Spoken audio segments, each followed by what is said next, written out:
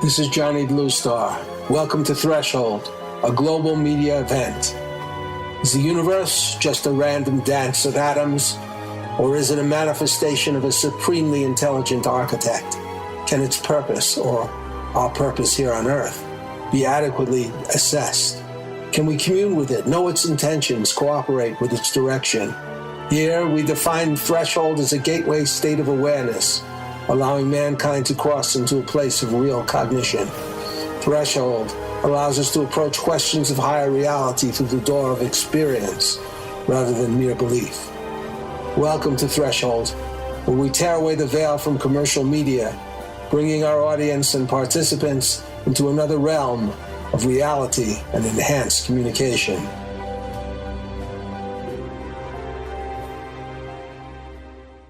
This is Johnny Bluestar. Welcome to Threshold. Today we're going to start a program, Sliding into Chaos, Can We Protect the American Dream? A roundtable discussion with Kenny Eady, Rod Tyler, and myself. Well, thanks for coming. Hello, Rod. Hello, everyone. Hi, Kenneth. Hey, Johnny. You know, Kenneth, you've been writing a lot of books. How many books have you written that were fiction, that were about not only characters, but issues that are facing the United States? Actually 9. 9 books. Now, tell us a little about those 9 books, and particularly about the issues that you were dealing with. Well, I think the one that you read was called The Patriots Act, and that was about how our rights have been whittled away in the name of the war against terror, and what happened with my fictional character when he was, for no reason except being in the wrong place at the wrong time, thrown into Guantanamo and just left there to rot. Now, I also read The Involuntary Spy. Yes, you did. That was my first novel. And that novel dealt with the degradation of our food supply, among other things, right? Right. It. In that novel, a scientist who works for a large biotech company, which I changed the name, of course, but it was based on one that we all know and love, found out how dangerous GMOs were, and found out how his company was colluding with the government to essentially put poisonous food on the people's plates. And it's kind of like people have described it as Snowden versus GMO. When he finds out that this information by basically spying on his own company, and he grabs a bunch of confidential papers and takes off because he's not safe in America anymore. Rod, I wanted to say, I'm going to talk about you behind your back, no, in front of you. One thing that Kenneth, I think, saw was that as a lawyer, and he can explain more about this, Rod, he was attempting to actually sort of fight against the establishment in certain ways. But he found out that it wasn't that easy to do that and actually take any kind of public stance against these companies, which he can explain more.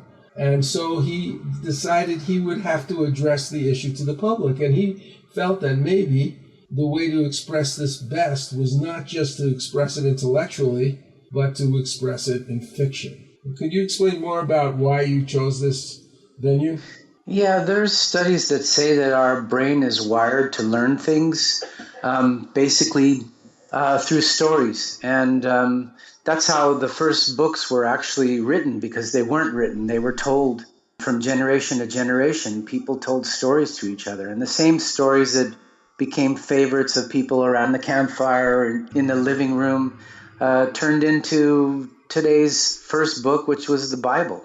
So our brains are actually wired to learn from hearing stories. And knowing that fact, I thought, why just make something entertaining? Why not teach people something at the same time? But what happened as a lawyer that kept you from really, challenging the establishment in the way that you wanted to? Well, as a lawyer, you need, as a civil lawyer, you basically need a case. So you need a client who's got enough money to pay to bring up the issue, which in a federal case, for example, it takes several $100,000s to prosecute it to the end. The game is kind of rigged against you, you got to have enough money. The lawyer can't really bring up an issue on his own, except through maybe editorial opinion eds, and I've written a lot of those as well. But your hands are kind of tied. So just go on a little bit more about some of the other issues that you've covered in your books. Yeah, I've the latest book is called that I'm working on now is called The Spy Files, and I don't know if you've noticed in the news lately, a lot of journalists have been disillusioned with the mainstream media, who basically just regurgitates whatever the government tells them to. And they've gone to use what's called the Freedom of Information Act to get documents from the government that the government doesn't really want to give away, doesn't want the people to see. So sometimes the journalists have to sue for the documents, and that's what this case is all about. The lawyer in my story sues for the journalist on behalf of the journalist to get the documents through the Freedom of Information Act, and becomes a target in a federal investigation himself. Wow. And I list a few other issues that you've covered. Well, I've covered the issue of the internet and how the internet is a double-edged sword. In my latest novel, Killer.com, which basically an examination of how people hurt each other without knowing each other anonymously.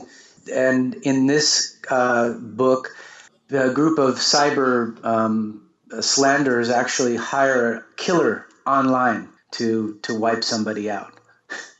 Well, looking at the news, as a matter of fact, Donald Trump has said some more controversial things about the internet, closing down areas of the internet to prevent actually all kinds of things. After he's done some other controversial things like banning all Muslims, trying to get people not to come here and to be forbidden to come here, and setting up a wall after kicking out 11 million Hispanics, which is all very interesting. But do you feel that with all this stuff that you're bringing to the table, you must feel that there's something a little bit wrong, right? Well, yeah, there's a lot of things wrong. I mean, for example, another book that I wrote is called Unreasonable Force, and that's all about police brutality, which I think is run rampant in the United States, where our police force is essentially turned into an army. They've got armored vehicles, SWAT vans, tear gas, high-tech battering rams, and flash grenades, and all kinds of stuff that they need to basically suppress demonstrations. Which is funny, because in France, where I live most of the time, people pride themselves on being able to demonstrate, and I think you read in the news last week that they were doing a protest or demonstration in favor of the Paris climate talks, and the police, because of the recent terrorist acts, broke it up with tear gas. Wow. That was shocking to me. Well, the times they are changing. Yes. Not just in the United States, but everywhere else. We're going to take a break now. Let's play Look What You Have Done by Stephanie Slevin, a great UK singer-songwriter. And we'll be right back.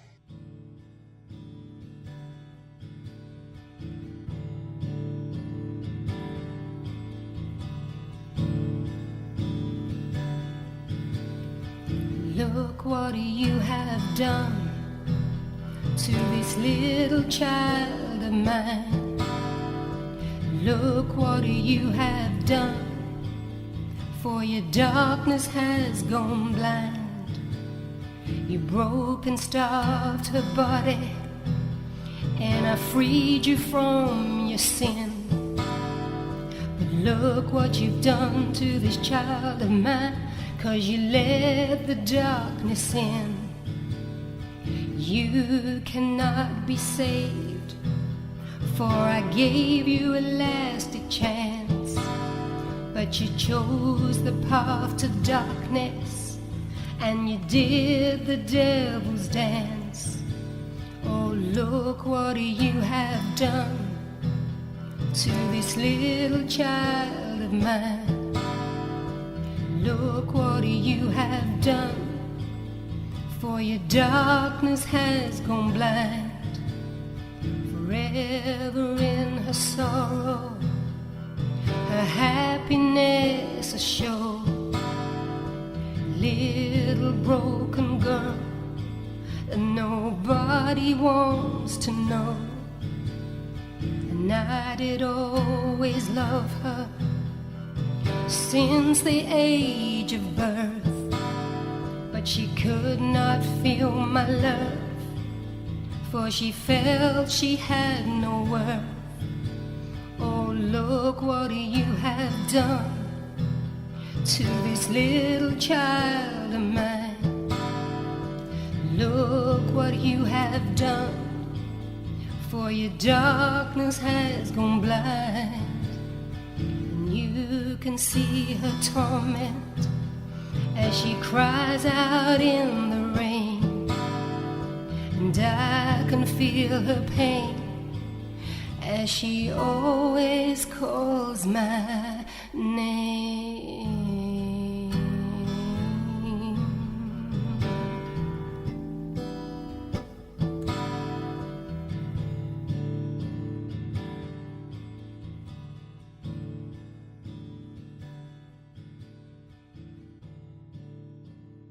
Boots in Manhattan is a coming-of-age novel by Ray Boylan and Johnny Bluestar. It is about a young Tom Boots Raymond who grows up in New York in the 1940s who was a member of a street gang.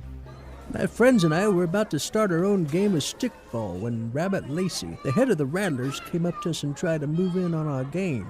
We were called Dwarves, the youngest members of this stupid gang. Hey, Kevin, I need you to get some gloves and some stuff I left at my place. No, this is our game. Hey, are you my good little dwarf or what? You've been calling me a dwarf since I was 6. We're not your personal slaves, pal. Hey, what is this? A dwarf rebellion? All right, big guy. We ditched the dwarf thing. We make you guys regular rattlers. No, it's too late. He looked at Jay and me. We looked away.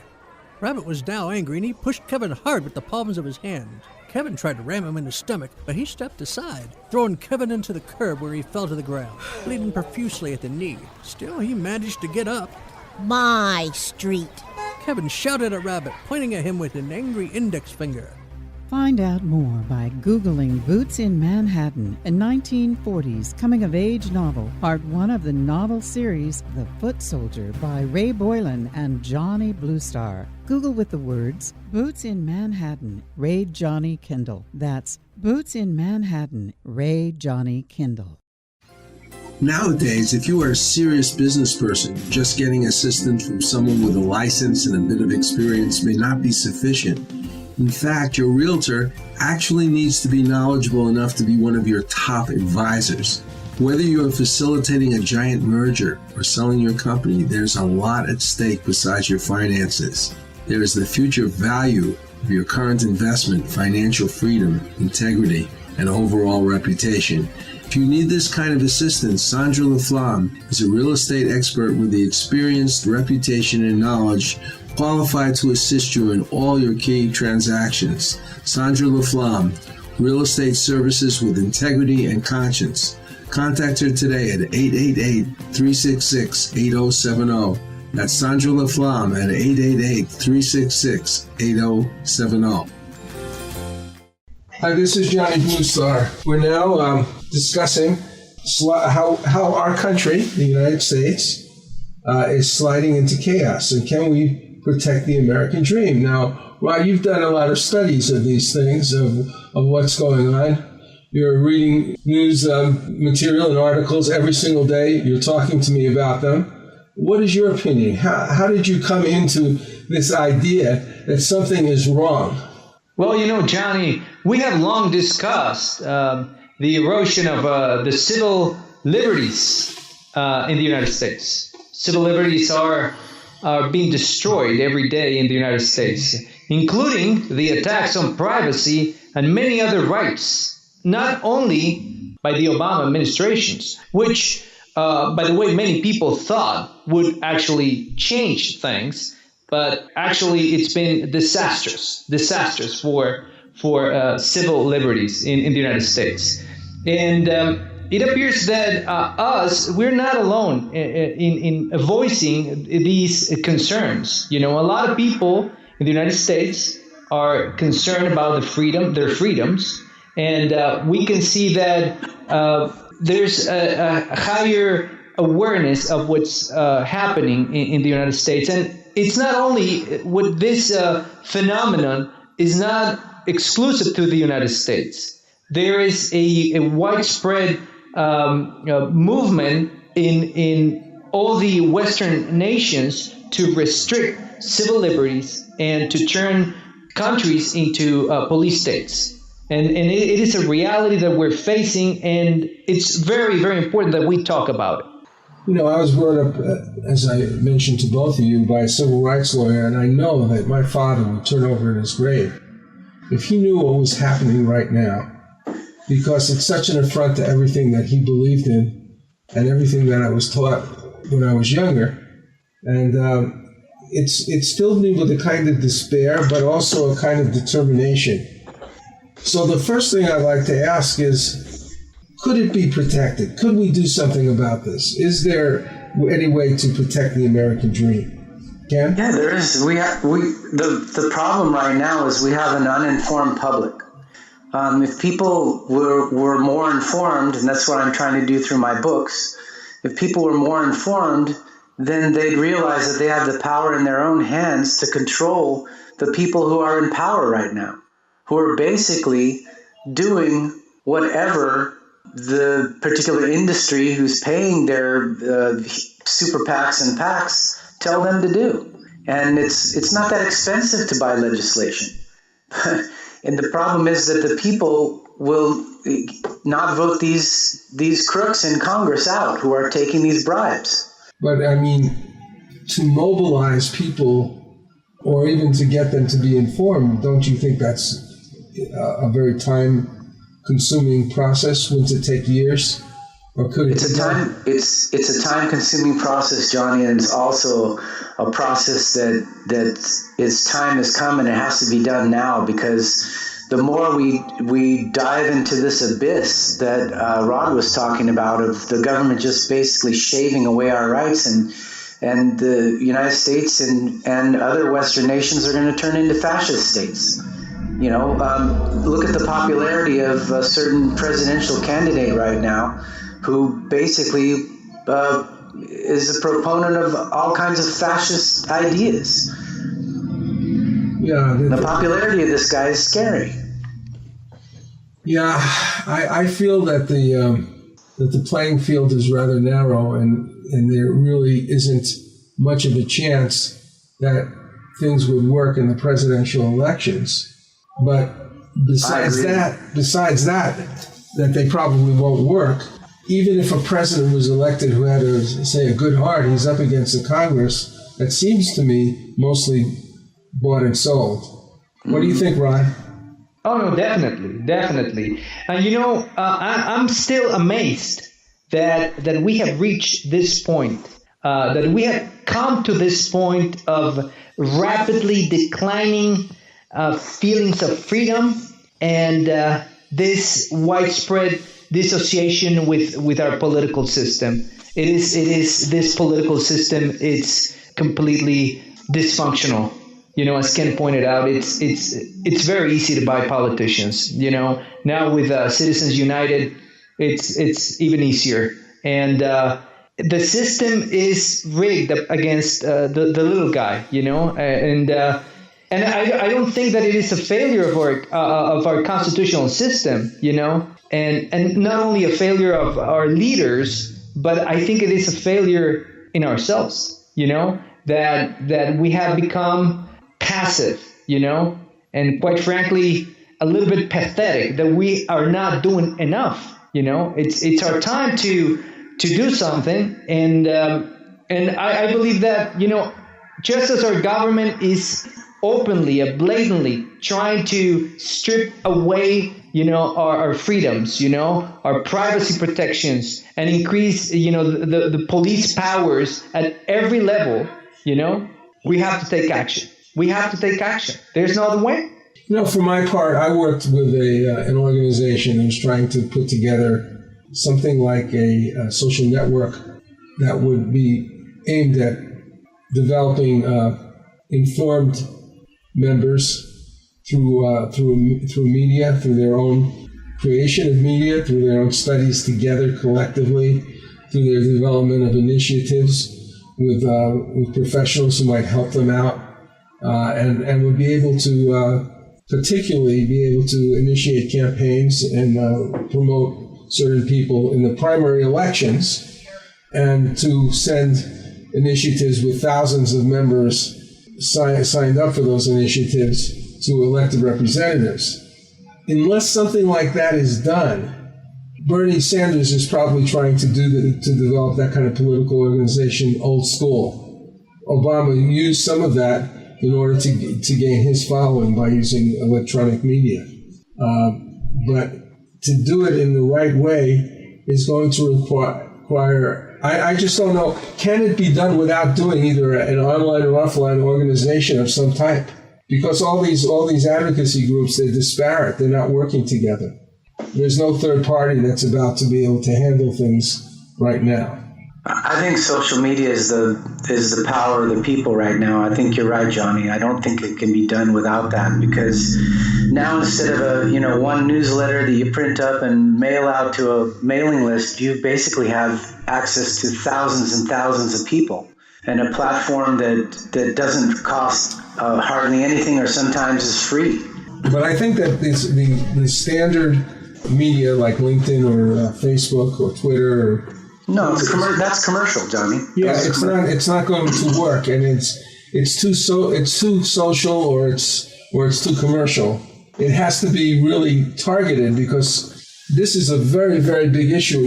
I mean, you take any one issue that you're interested in, like surveillance or water pollution, and to create initiatives that actually could result in the change in legislation or in the enforcement of legislation would take quite a bit of effort, a collective effort of many educated people working together.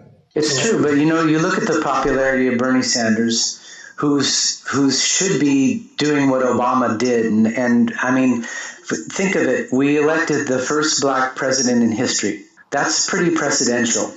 And he ran on a platform that I really said, this is, I want this guy, But then once he got in there, I agree with Rod, he had no political capital at all. The people were behind him. But once he got in there, he couldn't really do anything that he wanted to do, because he didn't have the people who are really in power behind those issues.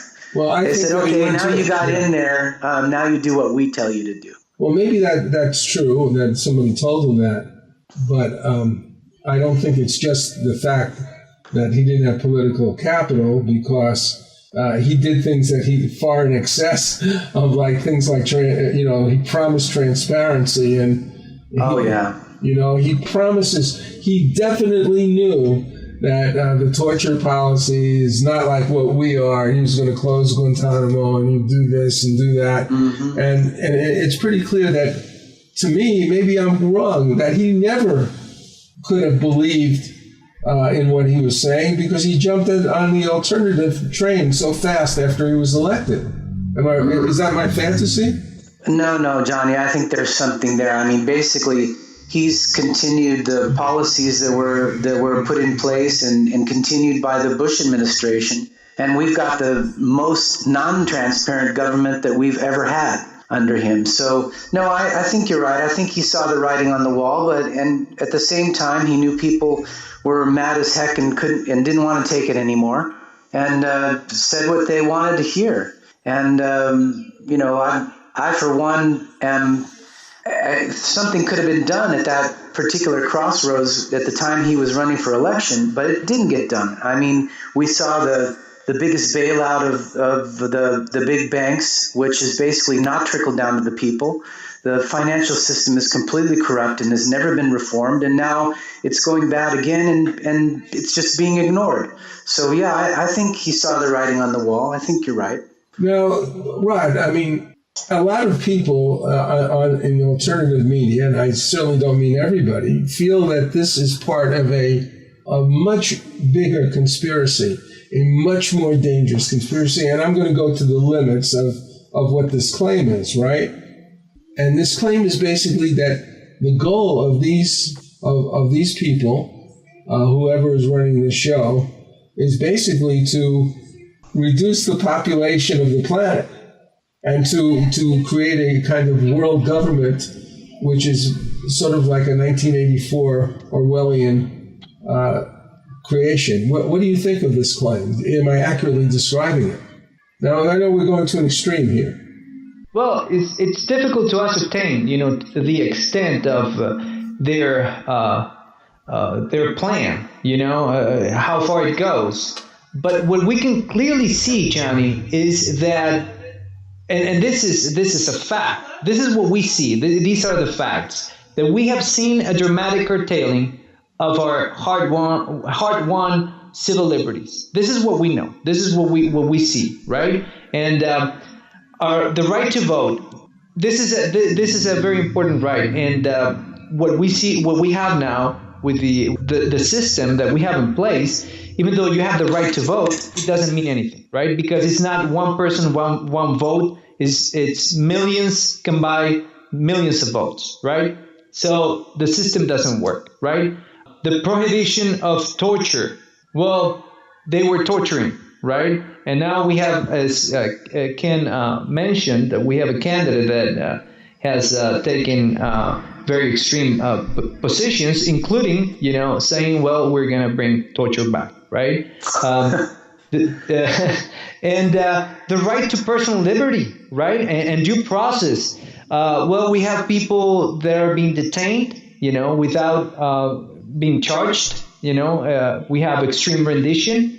And so all those little liberties are being challenged right now. Freedom of expression, we have seen a record number of Americans being prosecuted, under the by the United States Department of Justice under Attorney General Eric Holder, Yes, yeah, exactly. And so this is very, very troubling. And so I don't really know exactly what the plan is, but what I can tell you is that I know what the consequences are because we're seeing them right now. Well, I'd like to just bring up this point.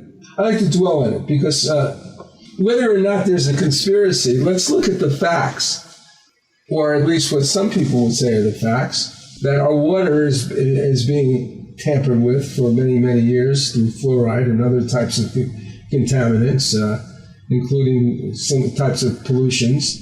Our air is being tampered. Okay, if you don't believe in chemtrails, you can at least look at Beijing, which just went into a red alert, where people have to wear masks because it's so polluted. For our food, I think all three of us have our own stories, but we all feel like there's something wrong with the food supply, right? Yeah.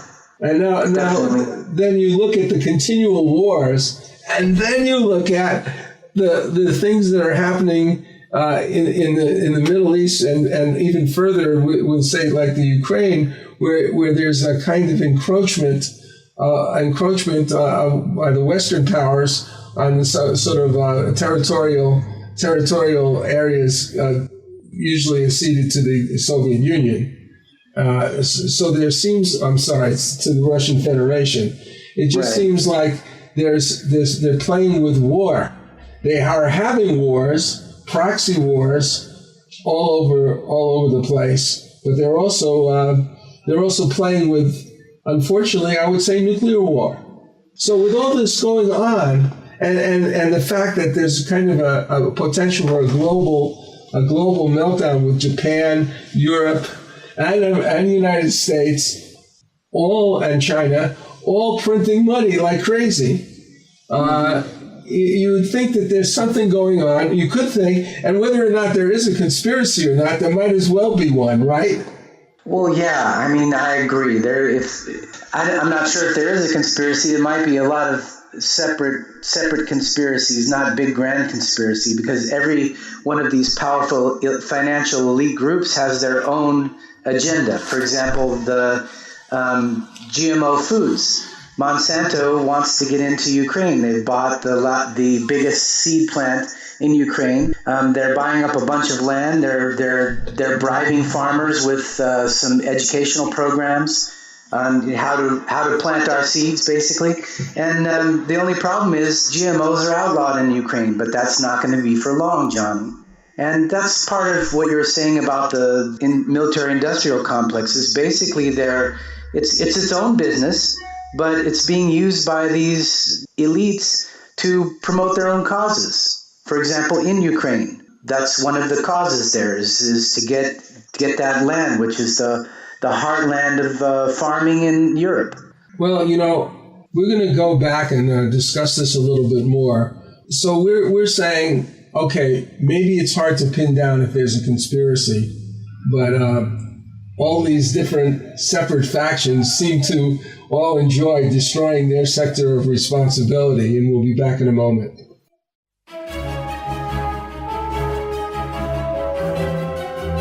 I've worked with Russian composer Edgar Ahrens for quite a few years, building an inventory of songs, many of which feature singer-performer Patricia Welch. We will soon be releasing these songs, components of an album and a musical in progress called Hadley's Castle. When Edgar and I first got together, I was amazed by the brilliance of his musical scores created for movies, TVs, and animations. Here is a sample of the work he did on the Russian TV series, available now on Amazon, called The Secret Agent's Memoir, which had 2 seasons. This score is called Escape and was created for the first season.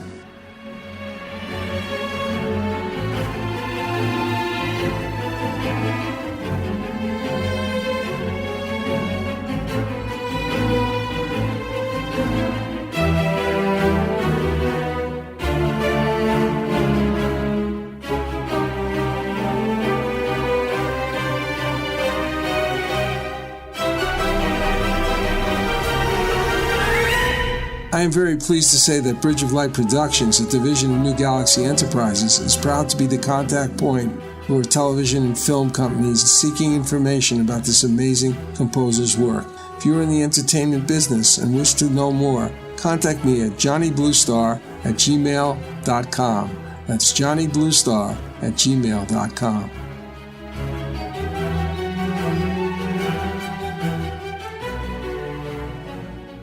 It is the 15th century. El Tesoro de Cielo, a Spanish treasure ship, sends a scouting expedition to a strange island.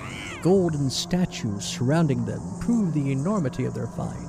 Suddenly, hordes of ghoulish creatures with scaly green flesh and skeletal wings descend upon them from the sky. What do you think of this, Rufio? These creatures are fragile, Captain. We can take them with our swords. They seem supernatural. Who knows what powers they possess? Fallen angels, weakened by their treason. My God! Are you saying they're Nephilim, the devil's host? I'm saying, whatever they are, we can take them. Do any of you cowards dare join me? Up against sharp knife-like nails and hideous fangs, the men's swords rip into slimy green flesh. Though black blood pours copiously from their half-naked bodies, creatures miraculously persist. Can the crew survive this bloody, cursed battle? Find out more by Googling The Thrice Born, a new sci-fi supernatural novel by Carlos Lopez Avery and Johnny Bluestar. Google with the words Carlos Johnny Kendall, The Thrice Born. That's Carlos Johnny Kendall, The Thrice Born. New Galaxy Enterprises is a media company specializing in wide-ranging content like novels, nonfiction books, screenplays, commercial advertising, web content, etc. One of our most esteemed providers is illustrator Robert W. Zalo. I work on all my most important projects like book covers, logos, web design elements with Robert. As an illustrator, he worked on the Ignatz-nominated comic book, The Expert's Guide to Killing Things That Go Bump in the Night. His skills encompass advertising, magazine illustrations, gaming, comic books, TV production, and scenic painting.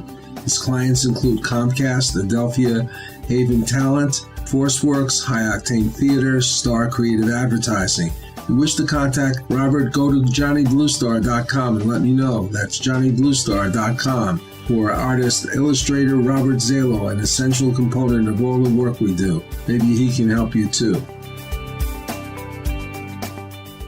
We're back with our discussion of sliding into chaos. Can we protect the American dream? And I'm asking some questions now of Kenneth Eady. And my question is, even though these different factions corporate and government factions may be separated, why wouldn't a government faction be truly concerned about the danger of GMOs or the research into Terminator seeds or the dangers of antibiotics, trace antibiotics in milk and in meat products? When there is a great deal of evidence that this is dangerous, and if it isn't dangerous, it's at least something that like the GMO question that's been started that could have ramifications 10 or 20, 30 years from now without any problem at all. None of these things would show up. Why? There's a very good answer to that question, Johnny. Okay.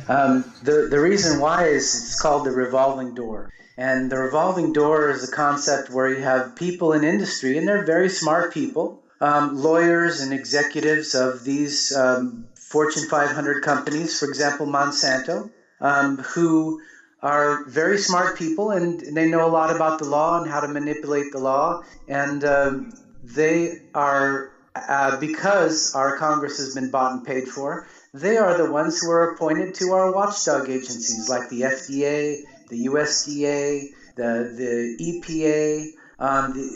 Basically, those regulators are controlled by people who have been working for people in the biochemical industry, but large firms. The SEC is controlled by people who worked in the financial industry. Basically, the last two heads of the SEC we had came from NASD,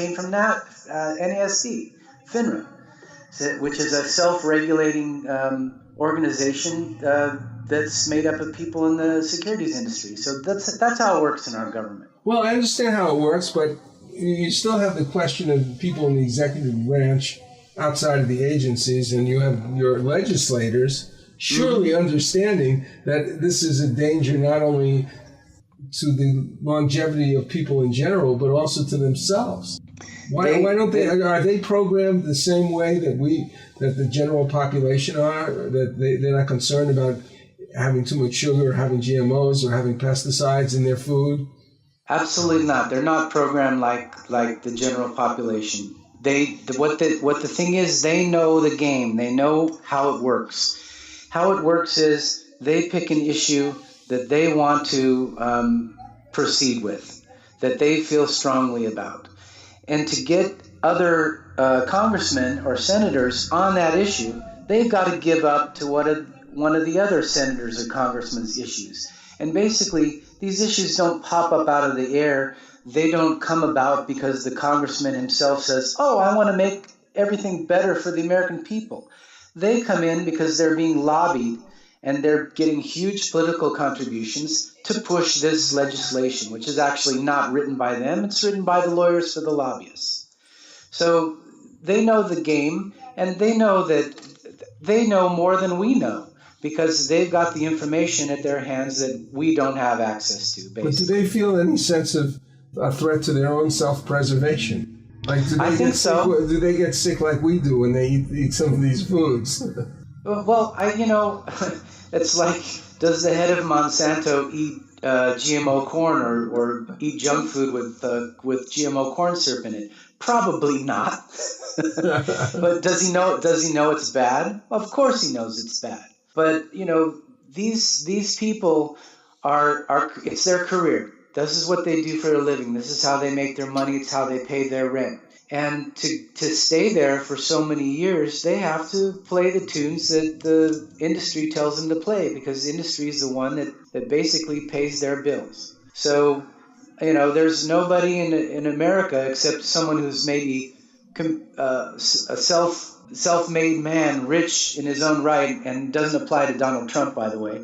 But, I'm speaking about, let's say, John F. Kennedy, for example. He had a rich family. He didn't need to bow to special interest groups, So, but now that's the way the game is played. It's evolved since his time, and it's evolved to the point where basically industry controls legislation and regulation. One of the things that I remember, because I saw it on YouTube actually by Rand Paul, was when I was media director for We Lead USA, is that he was talking about how they were receiving bills that are like 1,000 pages long, that nobody was reading these bills. And he's saying this in front of everybody. They don't read the bills, Johnny. They read the summaries of the bills. Another senator who they owe a favor to says, you got to vote for this. They go, okay. That's how it works. And, Bush, I don't know if how accurate this is, but I read a news account from a pretty reputable person that Bush admitted in an interview after he left his presidency that he never read the Patriot Act. Never. Really? And he signed that thing into law.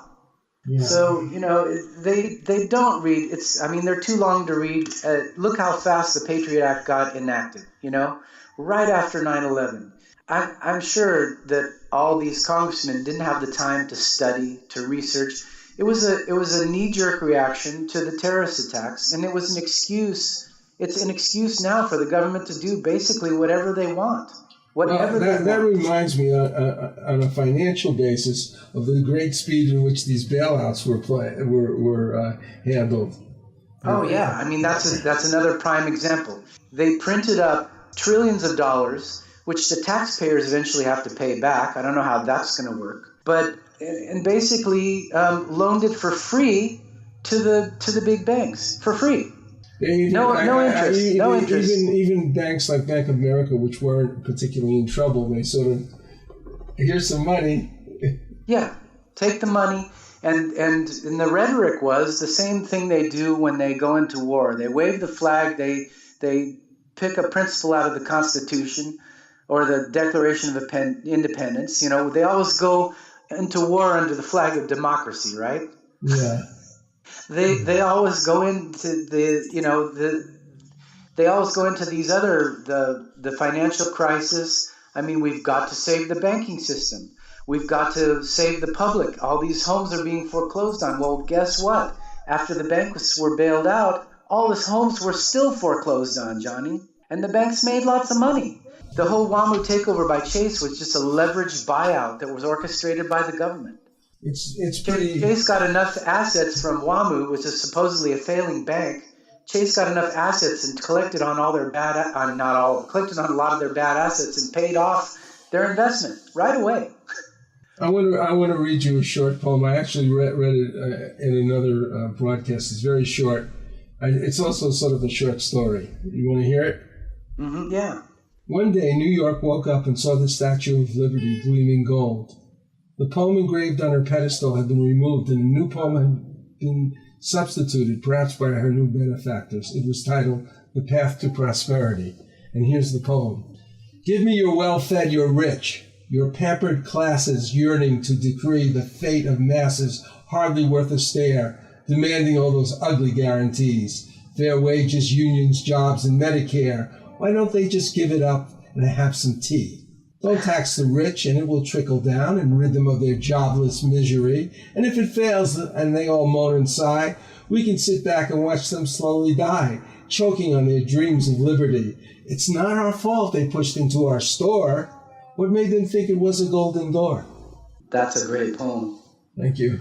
You're the author? Yeah, I'm going to probably turn this into a song. It kind of it'd be a great song. It kind of reminded me of when right after the terrorist attacks. You remember what Bush told everybody on TV? Go take your family down to Disney World. We'll take care of this. We'll take care of this. Go to Disney World. We'll take care of this. We're just going to eradicate all your freedoms and just get out of here, basically. Yeah, it's like amazing. It's just amazing that people can let this happen and not say anything. But I would really like to do is do something. I tried again to see if I could inaugurate or resurrect this idea that I talked to you about. But I think that there isn't much time, and I don't see any. I think you're right. I don't really know.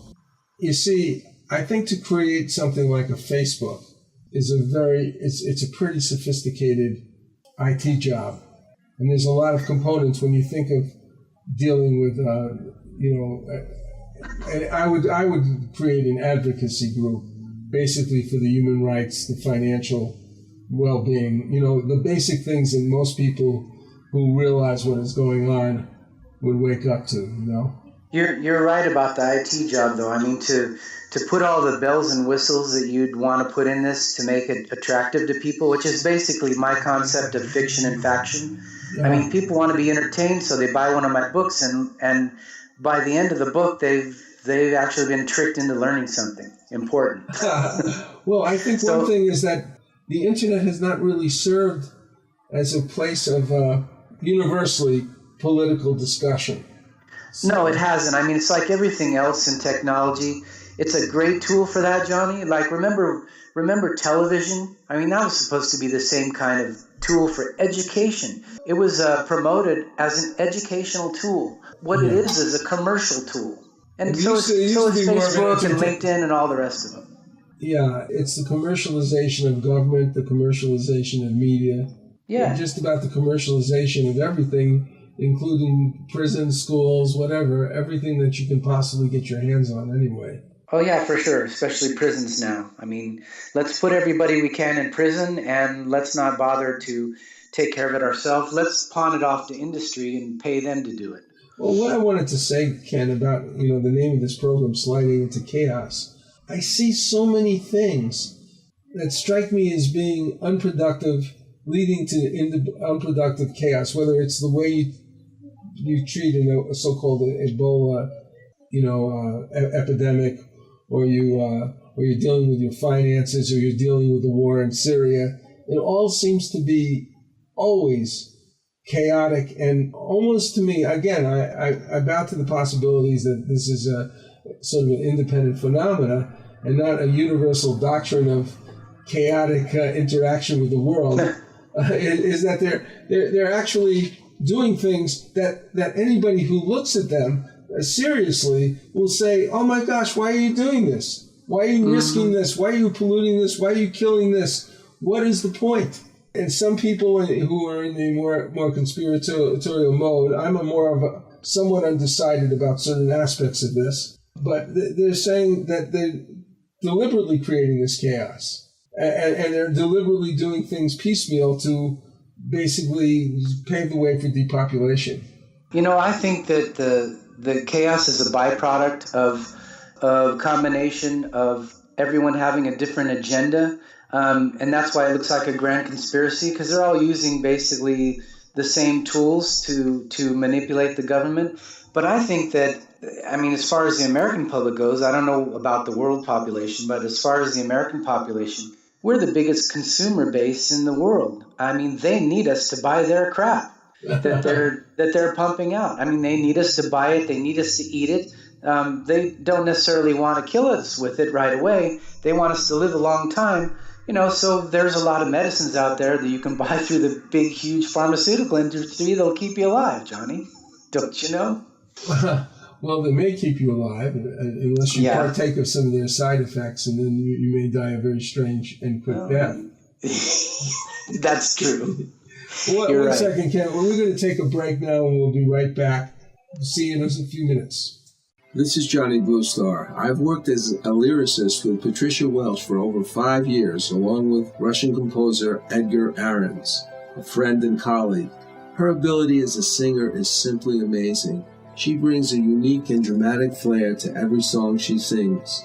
Over the next few months, we shall be releasing a number of these songs, part of an album called Hadley's Castle. Meanwhile, Patricia has been busy creating a super enjoyable collection of classic standards in an exciting 46-song, 3-CD collection.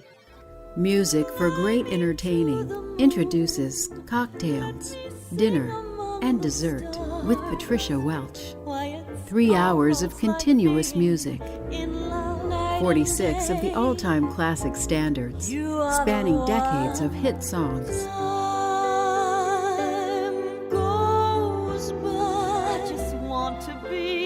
Going to a friend's home for dinner? Cocktails, Dinner, and Dessert with Patricia also makes the perfect hostess gift. This 3-CD compilation is the perfect background music that sets just the right mood for any dinner party. I'm crazy for feeling so lonely. There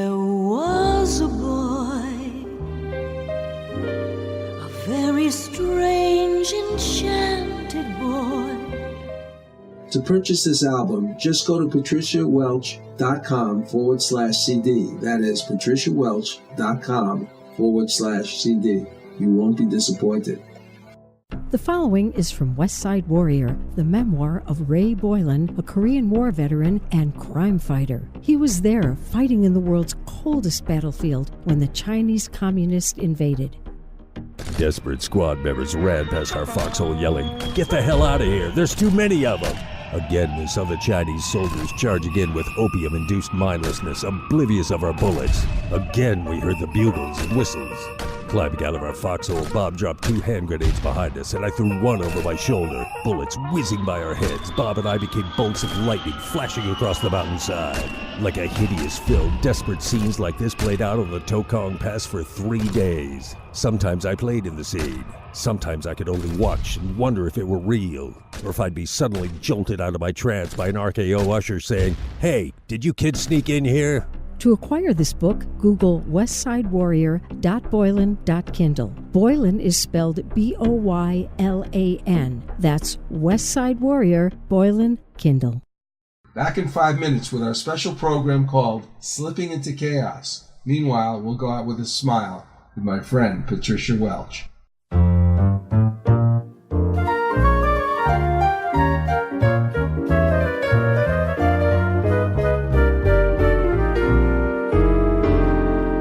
Such a feeling's coming over me. There is wonder in most everything I see. Not a cloud in the sky, got the sun in my eyes, and I won't be surprised if it's a dream. Everything I want the world to be is now coming true, especially for me. And the reason is clear, it's because you are here. You're the nearest thing to heaven that I've seen. I'm on the top of the world looking down on creation, and the only explanation I can find is the love that I've found ever since you've been around. Your love's put me at the top of the world. Something in the wind has learned my name, and it's telling me that things are not the same. In the leaves on the trees and the touch of the breeze, there's a pleasing sense of happiness for me. There is only one wish on my mind. When this day is through, I hope that I will find that tomorrow will be just the same for you and me. All I need will be mine if you are here. I'm on the top of the world looking down on creation, and the only explanation I can find is the love that I've found ever since you've been around. Your love's put me at the top of the world. I'm on the top of the world looking down on creation, and the only explanation I can find is the love that I've found ever since you've been around. Your love's put me at the top of the world. Your love's put me at the top of the world. Your love's put me at the top of the world.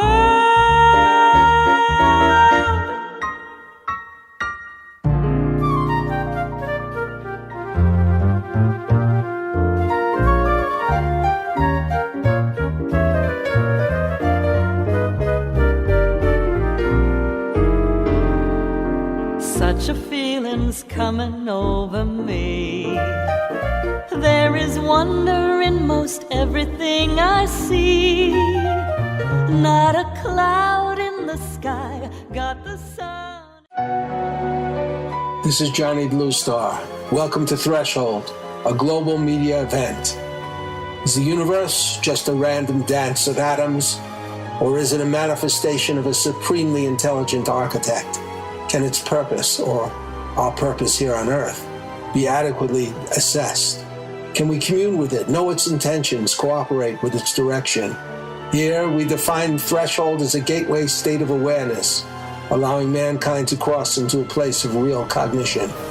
Threshold allows us to approach questions of higher reality through the door of experience, rather than mere belief. Welcome to Threshold, where we tear away the veil from commercial media, bringing our audience and participants into another realm of reality and enhanced communication.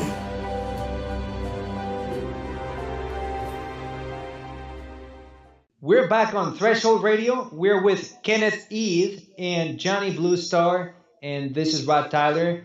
Before the break, Ken and Johnny, you were talking about something very, very important.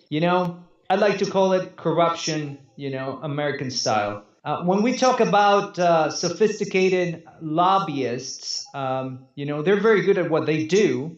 And I think that we intuitively know that lobbying and bribery are intimately related. They're pretty much the same thing. And you were talking about how, the Patriot Act, got passed and the legislators didn't even bother to read it. So it makes one wonder, who's really in charge? Who's really making the laws? Who is really making the decisions for us, in government? Who's really in charge here? What do you think, Ken? I think it's private industry who's in charge, and I think the real people who should be in charge are the voters, and they're not exercising their rights, which should be to kick out everyone who's been there more than 2 to 3 years. Vote them out.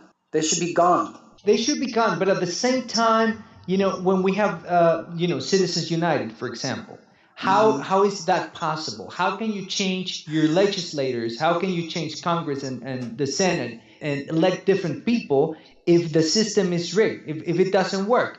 Yeah, well, you've got a good point there, Rod, because and with the Supreme Court, you've got people who are appointed there basically for life. So we still have people on the Supreme Court that were appointed by Republican presidents from days gone by who are going to tout the same agenda until basically they die. So it is a danger in that the third part of our government, the judiciary, the third branch, it's not a branch that we can touch by voting. It's a branch that's appointed by the president, and these appointments are all taken the same way any other appointment in the federal judiciary system is done, and that's through politicians. And who do you think controls the politicians, Rod? So you're right. There's a problem there that eventually the solution to the entire thing is to vote those people out who are career people who've been supposedly representing you for years and years, but they don't represent you. Get someone in there who says what you want them to say, who touts your own agenda, and vote them in. And eventually, that's going to be the people that appoint all the important people who work up to the Supreme Court. So that's the way we're going to do it. It's just going to take years. Johnny, what's your take on this? Well, there's a lot of money in lobbying. There's the question of the revolving door, which is a very important one, like Ken spoke of before. And there's the campaign funding, which is much of it in the serious way is used for television advertising. Oh, yeah. And the fact that we have, as Ken brought it, we were talking about the purpose of television, and television originally being thought of as maybe a potential educational tool, sort of like the Atoms for Peace idea. Yeah. Shades of hydrogen bombs in Fukushima. Yeah. So you have this campaign funding for media, and media is used to basically, I believe, to hypnotize people in a certain way. Not in the conventional sense of hypnosis, but in a very subtle way. Narratives are created that are sort of favored by the instinctive part of our brain and our nervous system, so that we will do certain things. And unless we take charge of our own rationality, unless we examine things, unless we follow the Socratic dictum of know thyself, we are going to be enslaved by other people's opinions and ideas. And I think that has to do. I think if we're talking about a solution to the problem of protecting the American dream and getting an informed and what I would call an enlightened citizenry, we need to address this programming. How can we do that? How can we deprogram America? That's a very good question, Johnny. And we certainly are not going to be able to do it through television because, as you've adequately pointed out, the people have no control over what goes in on the media. And you're very adept at also pointing out that's the way that people get elected now is through media dollars. Since Richard Nixon's campaign, he was the first television campaign president. That's how it's been done. But I think the answer may be in your idea on the internet before the internet turns into the same thing that TV is now. Well, I think that's probably true. The thing about the internet is that it provides every single thing that's in television now, doesn't it? Even TV series, original high-quality TV series, like, for instance, what is it called? The Man in the High Castle. Did you ever see that? I don't watch TV, so I don't know. Man in the High Castle is about. Now, I don't understand the whole plot. I've only seen the first season. It's about the Nazis taking over America. Oh, okay. It's a very, very serious. Sounds like Donald Trump. Not that I would ever think that, but I was thinking that yesterday. I was reading that Statue of Liberty poem, and the New York Post had a cartoon of the other day after I read that poem of Donald Trump decapitating the Statue of Liberty. Okay, I shouldn't laugh because that's what he wants to do, basically. Well, getting back to what I was saying, there's nothing in media. As a matter of fact, as I understand it, some of these programs like Alex Jones and Coast to Coast, which have a sort of alternative media point of view, actually have acquired millions of unique visitors. They are really beginning to compete with so-called major media. Mm-hmm. But the thing is, once you're in this, I have really given a lot of thought to this. And what you want to do is you want to encourage people who come into this forum to think.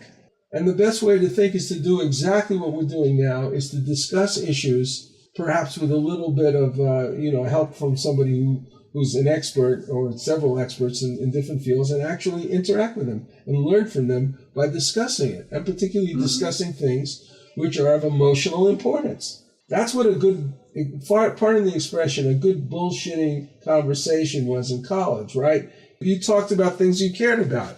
And I grew up during the civil rights period, the Vietnam War, the psychedelic movement. There was plenty to discuss. And I think there's always been plenty to discuss, but people are spending their time talking about what movies they're going to or, where they're going skiing.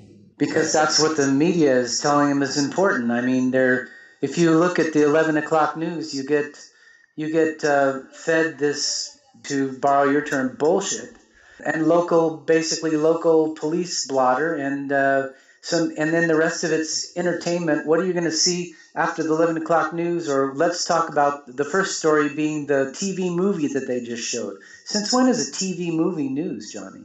The news is, and the news itself is entertainment. It can almost make you cry. When I used to like CNN, and in the earlier days, I really liked CNN, and now I see when I look on my mobile, it's mostly feature. And when it's serious, it often has an agenda, a very obvious agenda, one way or the other. Everybody's very fond of taking down Donald Trump for his excesses, but the reality is that all of these people who are running, with maybe the exception of Bernie Sanders to some degree, but all of them are partaking of and not speaking about. Even what Rand Paul is not speaking about publicly about some of the most important things, which are the surveillance. Let's just look at the what the Fourth Amendment is. It's the right of the people to be secure in their persons, house, papers, and effects against unreasonable search and seizures should not be violated, and no warrant shall issue but upon probable cause, supported by oath or affirmation, and particularly describing the place to be searched and the persons or things to be seized. I say the spirit of this is very obvious when it comes to electronic media and looking in people's, when you look in people's papers and effects, you can say, and effects, the same thing that's on paper is in a computer. The same spirit of privacy is a right guaranteed by the Fourth Amendment. And I agree. And so we're seeing something that it's very germane to all of this, because when you start to survey people, you're not just surveying them to find out what they did wrong, you're surveying them to shut them up.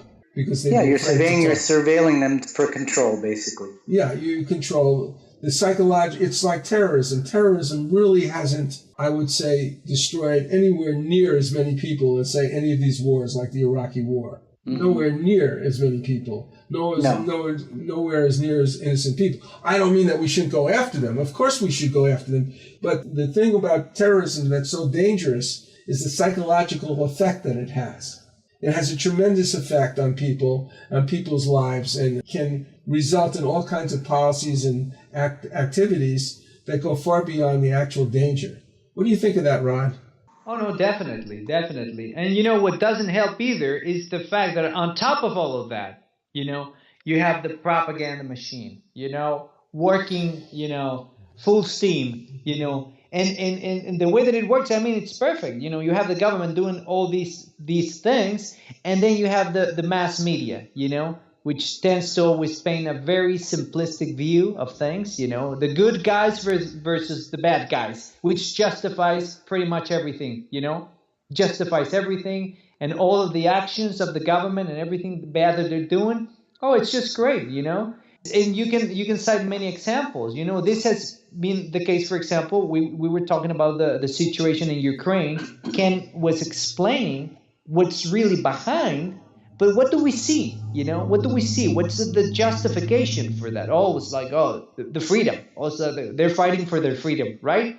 Very similar to the and the reality. It's got nothing to do with that. It's just it's a corporate takeover, of as you guys pointed out, it's a territory that was under the sphere of influence of Russia, right? And it is a corporate takeover, from the West and Monsanto and all the usual suspects, But you have the propaganda machine telling you a completely different story. I think that's the scariest part of all, is that the majority of the people are not even aware of what's really happening, and then we talk, we can definitely have the antidote to that, social media and all of that. Well, I think we're way past that.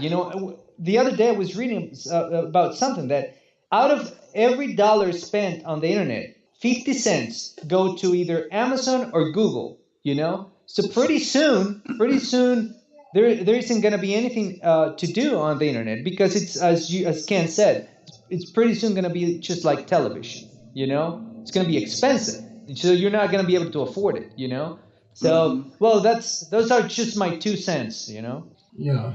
Well, the power of propaganda is everywhere, and the shame of it is, I'm thinking of what Thomas Paine might have thought. He believed that, like all of the other founding fathers, that the spreading of democratic ideals was important. And what we've done is we spread democratic ideals as a veil for a corporate agenda, and for really quite the opposite of democratic freedoms. I'm not against having overthrown, and I was very much for having overthrown Saddam Hussein, but I had no understanding then of what was really going on, and that we would be. It was based on a lie, basically. It was based on a lie. Many lies, right? Not just nobody went to jail, by the way. Nobody went to jail. And nobody went to jail in the banking crisis who was responsible for it either. Yeah, true. And how many people went to jail for torture? Only the whistleblowers, Johnny. Yeah. Only the whistleblowers. Yeah, and that's just amazing. The guys that said, "Hey, this is wrong. Throw that guy in jail." But basically, I mean, what everyone's really, I think everybody in America loves the idea of freedom of speech, loves the idea of civil liberties, but they also love the idea of staying alive. And now the government's saying, look, you guys are not safe. And the proof is, you saw it on TV. You saw it on TV. 5,000 people were killed by terrorists who commandeered basically private airlines and smashed into the Twin Towers. We're going to keep you safe. In order to do that, temporarily, we're going to have to just exercise a little more control. And now we don't have, we haven't seen anything that dramatic since 2001, but the government is still saying we still have to keep you safe. We have to know what's going on. We have to rout out these terrorists wherever they are, and they use it as an excuse to do most of their surveillance. Well, we're going to go back and discuss in a couple of minutes a little bit more about the surveillance, its history, and its chilling effect on the American people on Threshold Radio. Back in a moment.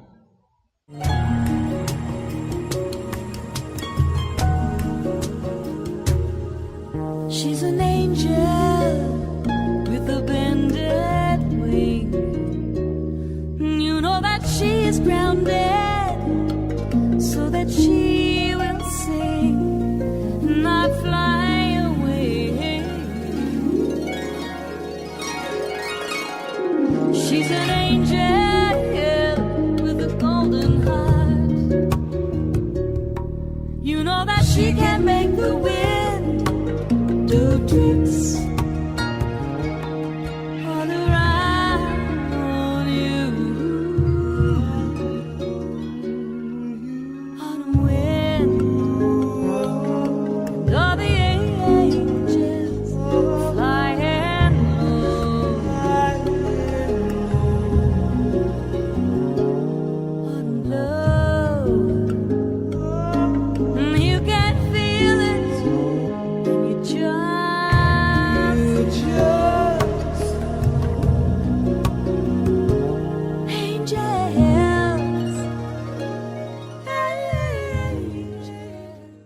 It is the 15th century. El Tesoro de Cielo, a Spanish treasure ship, sends a scouting expedition to a strange island.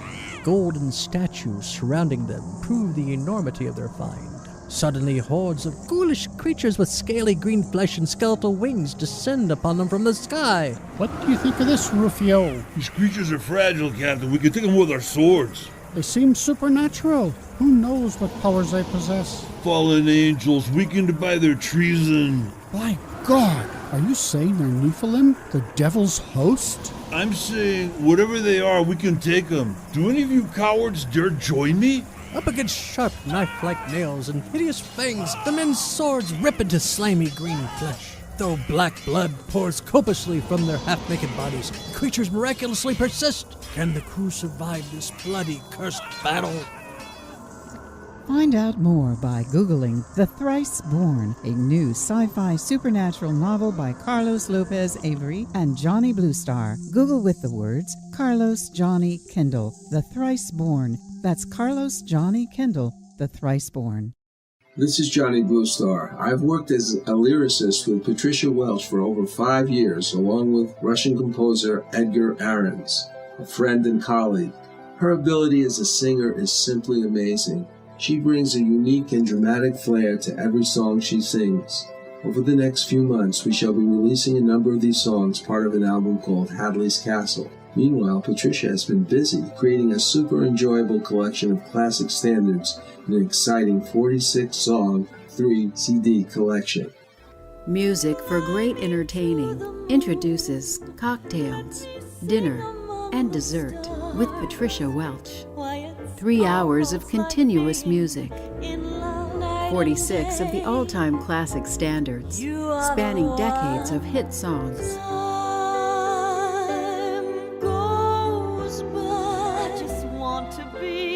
Going to a friend's home for dinner?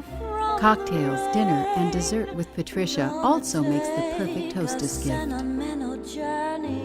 This 3-CD compilation is the perfect background music that sets just the right mood for any dinner party.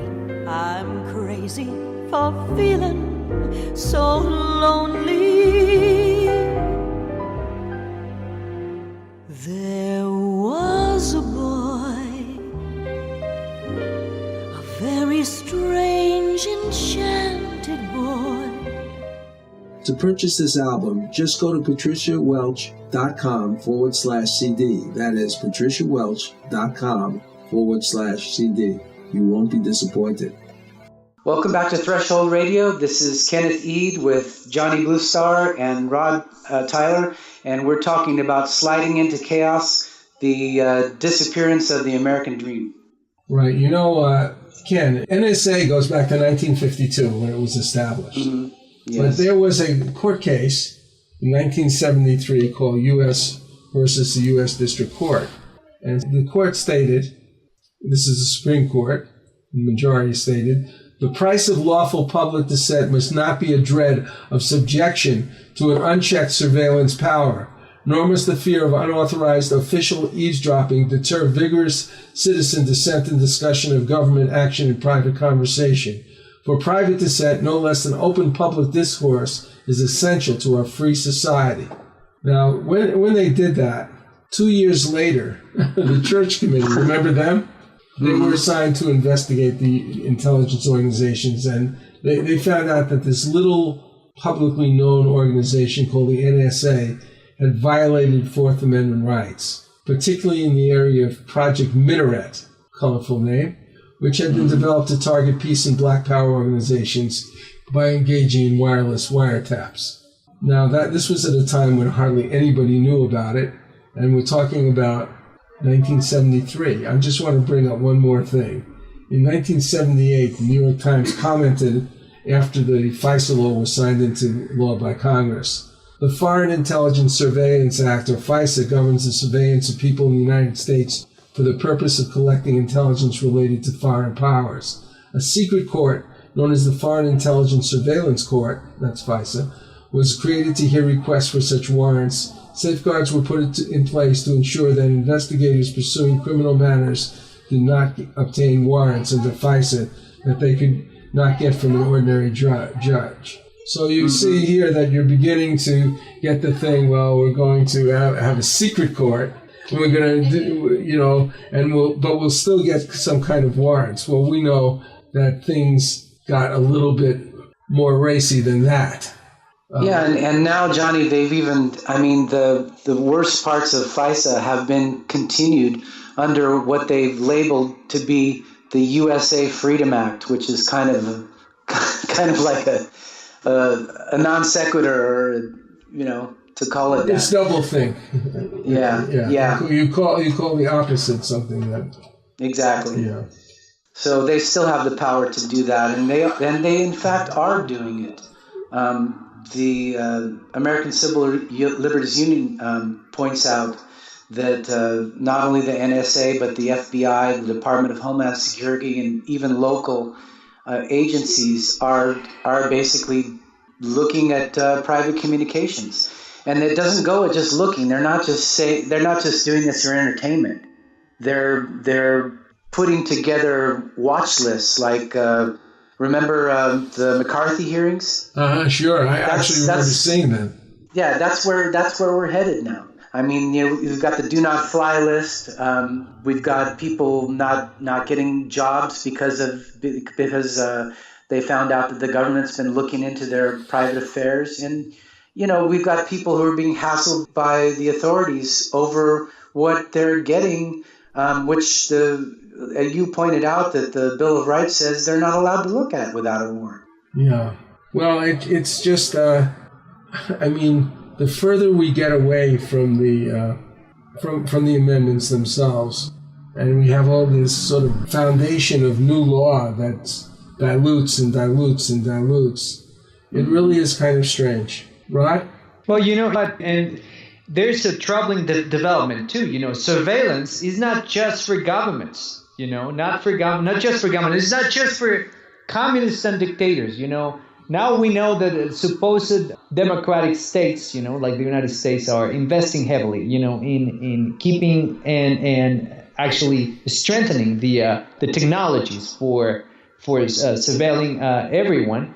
And it should be worth to mention that it is actually very ineffective because we're also suffering from what's called data overload. What happened in California. How can it be that nobody knew about it? Because even if you have all of these systems in place, well, you just get so much data that it basically renders it unusable for the purpose of fighting terrorism. But it's very useful, for collecting our personal data and for using it to target individuals, and but not necessarily for the things that they're telling us that they're going to use it, and it's only going to get worse, and then we're seeing now the concept of what's called big data. They're collecting massive amounts of data of everything that we do. And the problem is that is very dangerous. We don't even know the potential for big data, and now government has unlimited access to that. They don't need. The reason why they. Oh, sorry, Ron. Yeah, no, exactly. No, go ahead. The reason why they collect big data in the first place, and you're talking about commercial enterprises collecting data, right? Yes. Is to find out what you buy and what you like, so they know what kind of advertisements to give you when you log in on your internet. You get blasted if you ever notice advertisements. Hey, that's what I was looking for yesterday when I was on a Google search. That's right, definitely. There they are, right in your face. Yeah, it's the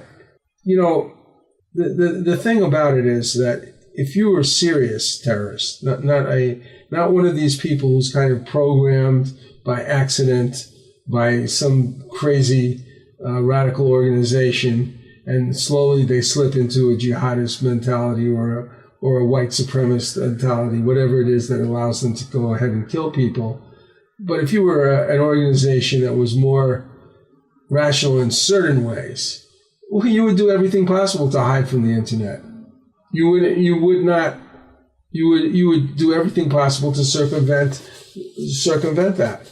So I'm sure they're using the dark net instead of the regular internet. Yeah. So the answer is that you have to have. In other words, what I'm saying, Donald Trump is saying, we want to keep every Muslim in the world out. Well, now I don't know. By doing that, he's going to alienate millions of people, and many of them are suffering. But the other part of it is that he's going to alienate a lot of our friends and a lot of the people in this country, even who want to help, because they're Muslims and they despise what's going on. It's just kind of a blanket thing.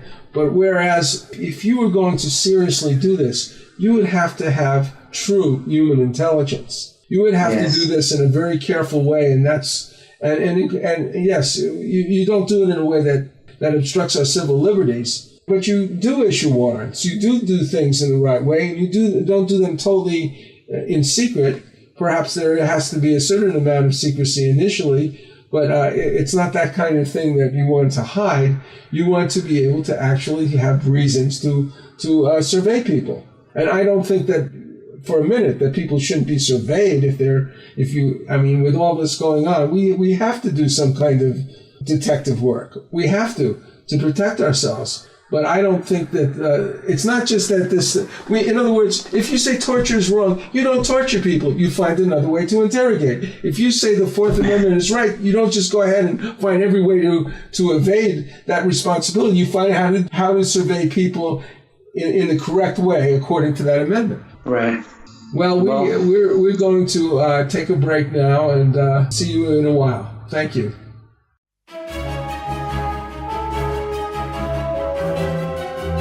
I've worked with Russian composer Edgar Ahrens for quite a few years, building an inventory of songs, many of which feature singer-performer Patricia Welch. We will soon be releasing these songs, components of an album and a musical in progress called Hadley's Castle. When Edgar and I first got together, I was amazed by the brilliance of his musical scores created for movies, TVs, and animations. Here is a sample of the work he did on the Russian TV series, available now on Amazon, called The Secret Agent's Memoir, which had 2 seasons. This score is called Escape and was created for the first season.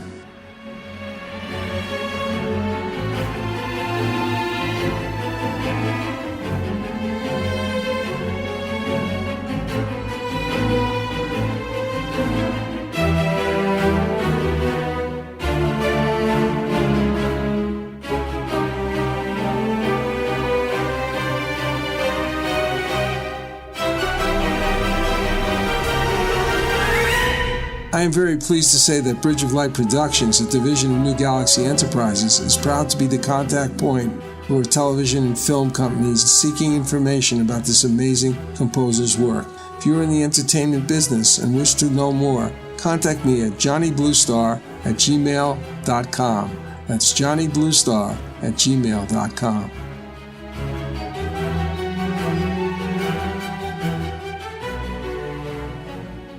We're back in Threshold with Arthur Kenneth Eade and Rod Tyler discussing how this country is slipping into chaos and how can we work together to protect the American dream. Well, you know, I'm looking at, when I say chaos, I mean, wow, I'm looking at things like that we've talked about already, the poisoning of the food supply, the use of pharmaceutical and medical methodologies that don't help people. I'm looking at continual war and the possibility of porous borders and porous immigration procedures that let people come into our country that are actually genuinely undesirable and want to perhaps do us in. I'm looking at skies that are polluted.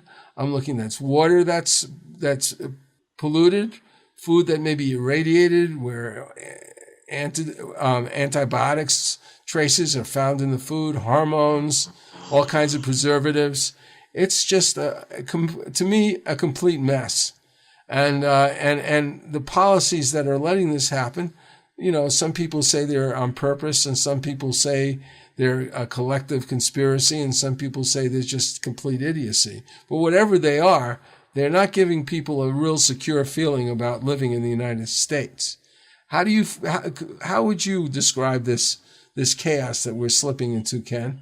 Well, I think that instead of being our society protecting each other and the government working for us, I think we're working for the government. I think that special interests in industry have lobbied themselves to the point where they're appointing their own people to these protective agencies that are supposed to be protecting our interests. And all the things that you've mentioned are things that have slipped by these agencies like the EPA, the FDA, and the USDA because they're not working for us anymore. They're working for the industries that they regulate. Yeah, I think that's kind of the foundations of this. But unfortunately, besides that factor, there's also the factor that in order to really control this political matrix permanently, they are instituting procedures like the militarization of the police, like universal surveillance, things that the destruction of our rights to a trial by jury and to habeas corpus. So what you have is an alliance between the corporate interests and the government to not only control the economic factors of life, but also the political and social factors. Well, you're right, Johnny, and the elites are running the country. And one thing that they have to worry about is what if people say, no, we don't want to do this? What if they demonstrate? What if they collectively get together as the Constitution, we've been talking about the Bill of Rights lately, you and me, as the Constitution says we have the right to do. What if they do that? And power is taken away from these people, and which means it directly affects their pocketbook.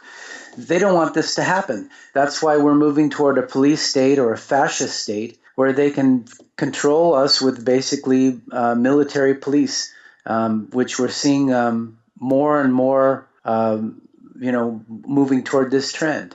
Well, I think that one of the things that we've discussed, and perhaps the latest organized resistance, I'm not talking about sort of the groups of people who've been complaining and trying to protect themselves or act perhaps negatively towards the police. But I'm talking about organized political resistance was the occupation movement. But it was a very, very weak type of resistance. What do you think, Rod? Well, you're right in that, Johnny. But, before we continue, I would like to say something about this. Sure. I think the main challenge here is properly addressing this issue. And I think the issue is that we are seeing now the rise of a complete fascist corporate state, And the problem with that is that as fascism creeps in, and it happens in every society in history when it has happened, most of the people are not truly aware of what's really happening. And you know why? Because of the propaganda machine. Because of the propaganda machine. And I think that the challenge here is in convincing people about the reality of what's really going on. Because we're talking about this, but I don't think that most people are truly aware of what's going on.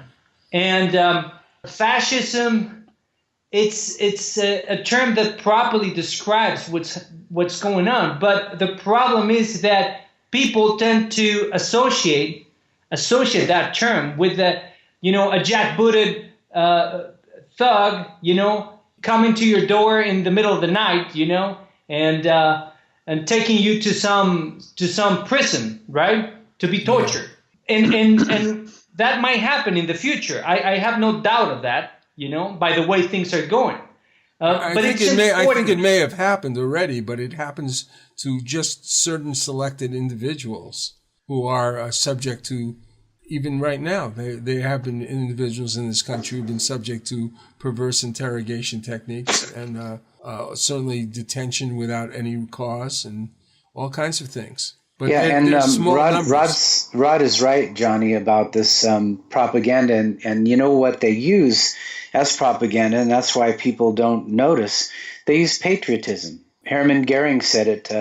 Basically, you can make the people do whatever you want. You just wave the flag and they all stand behind you. So, that's everyone thinks of patriotism as a good thing. And it is.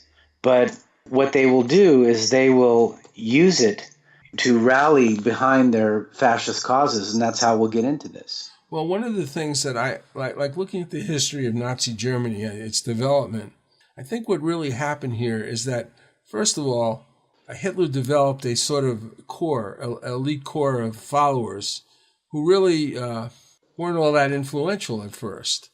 But as soon as he grabbed his power, he created a police state as soon as he could. I mean, fast. And so the people who had been sleeping, because he was right there writing his stupid book, all the other things that he was doing very, very obvious things where he was coming from, but they didn't really notice and they didn't care. And so by the time they began to notice, he was in charge and he had a police state and people who went against it could die. Well, I think he rose to power basically, by appealing to the people they needed somebody. They needed somebody to tell them everything was going to be good. They needed a big dad. And I think he rose to power by appealing to their feelings of nationalism and patriotism. I mean, that's how it's done. And that's how they're trying to do it here. That Bush started working on us with the, rallying us all together. And every time the elite wants to go to war with their military-industrial complex, they say, support the troops, because in the 70s we protested against the Vietnam War because we were seeing all these horrible images coming back from the war. We didn't want war. But now they say support our troops because everyone who came back from Vietnam was rejected by society. And, that's a guilt trip to put us on to get us behind these wars. Well, another thing is like that Hitler did, which is, I think, also going on. Well, there was the Reichstag fire, right? And it was blamed on it was, I believe it was, most people would say now that it was created by Hitler. But then, of course, Hitler found the perfect scapegoat in the Jews. And he literally turned the German people into animals, many of them, because they were afraid. But some of them, because there was the Stockholm Syndrome, they began to believe because they were so scared. And they began to become loyal to the Nazi cause because there was nothing they felt they could do to stop it. Right. So it's a kind of mind control. The point is that you want to move fast. You want to create the police state fast before people wake up. Right. And the 9/11 did a lot to do that. Oh yeah, they used 9/11. They used 9/11 as an excuse for taking away all of our rights now, just to keep us safe. And 9/11 has I don't want to go into all the details about it, but it has so many problems with they say that they don't like conspiracy theories, but when you actually get into the guts of 9/11, it looks like there was a conspiracy, but it's probably not a theory, and it's really hard to believe all the things that contributed to people who are skeptical about the causes. But if the causes are not what they seem to be, then what is the cause? And you see if you don't know exactly what caused 9/11 or who caused it, you know this: it was used as an excuse to take away our rights. And it's still being used. Oh yeah, it's spreading in terms of. They had the Bush's father, our first President Bush. Hopefully, first and the last one was the last. Good luck. But Bush's father used to call the people that advised his son, W. He used to call them the crazies. And one of the crazies was Paul Wolfowitz. He was kept away from Bush the father's office. He said, I don't want this guy around me. He had a war plan on his desk for attacking Iraq that was there for many, many years. The first thing they did when right after 9/11, instead of discussing what do we do about this problem, what are we going to do about keeping the American people safe, the first thing they did was said, how are we going to work this so we can attack Iraq? And Iraq had nothing to do with 9/11, but they used it anyway. Yeah, in so many different ways. I remember, since I was, young and foolish then, I remember that speech in the United Nations by the Secretary of State, Powers, and just the thought of these mobile biological vans moving around. Yeah, it was really scary. I mean, and I really thought things were okay. And then, of course, when Saddam Hussein in the first war was using human shields and things, I mean, obviously I felt this guy was a really bad guy. I wish we had gone after him then. But he probably was a bad guy, but we supported him. Yeah, we supported him. We brought him into power. Now I know more about it. Now I look at things differently. Unfortunately, what's happened to me is that when I listen to the news, I really can't believe almost anything. I don't know. Either I don't know or I don't believe. We're going to take a break now with a sample of Patty Greer's beautiful song, May Peace on Earth Prevail.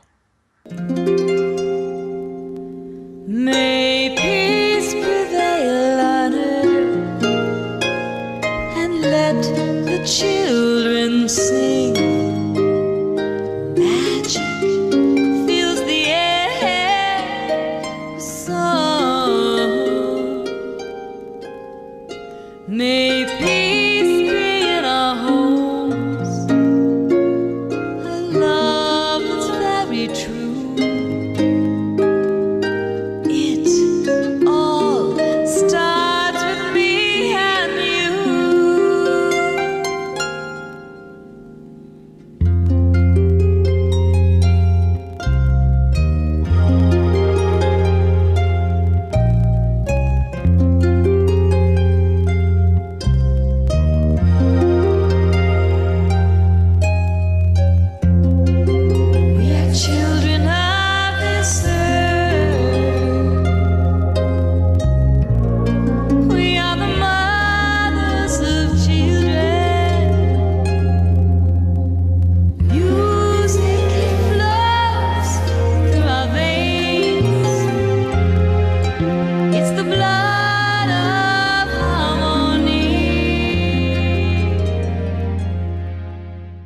following is from West Side Warrior, the memoir of Ray Boylan, a Korean War veteran and crime fighter. He was there fighting in the world's coldest battlefield when the Chinese communists invaded. Desperate squad members ran past our foxhole yelling, "Get the hell out of here, there's too many of them!"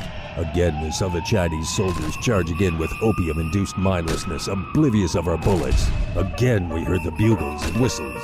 Climbing out of our foxhole, Bob dropped 2 hand grenades behind us, and I threw one over my shoulder. Bullets whizzing by our heads, Bob and I became bolts of lightning flashing across the mountainside. Like a hideous film, desperate scenes like this played out on the Tokong Pass for 3 days. Sometimes I played in the scene. Sometimes I could only watch and wonder if it were real, or if I'd be suddenly jolted out of my trance by an RKO usher saying, "Hey, did you kids sneak in here?"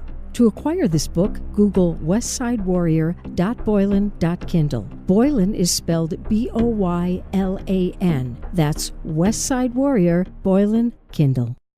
This is Johnny Bluestar back on Threshold. Before the break, I was saying that when I read the news these days, I don't know what to believe. What do you say about that, Ron? How's the environment of the news affecting you? Well, we saw something great happen. I'm talking about the propaganda machine. It was great for them.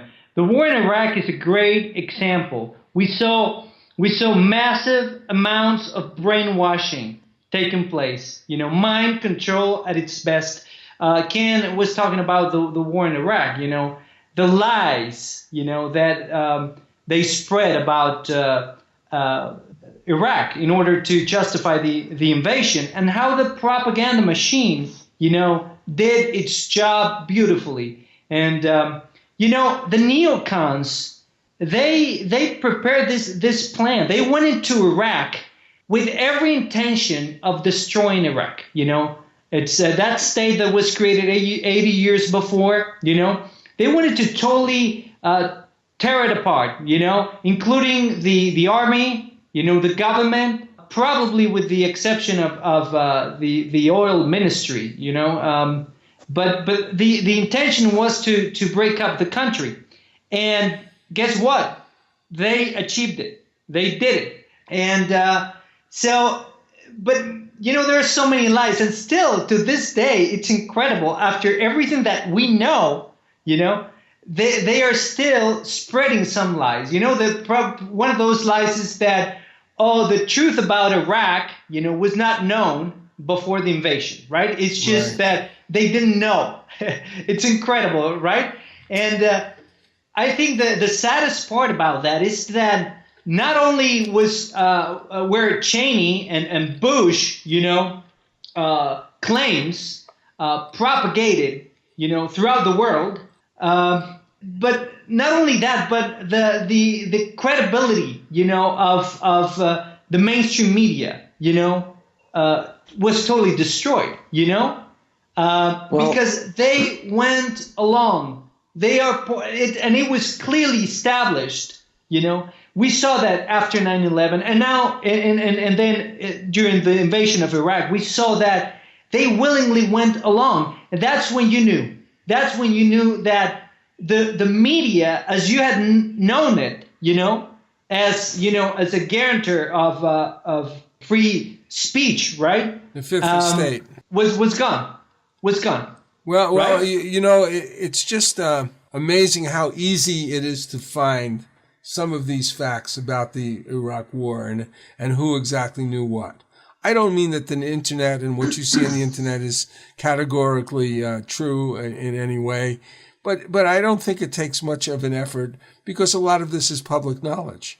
But what the media does, besides completely ignoring things, what it does is it downsizes things.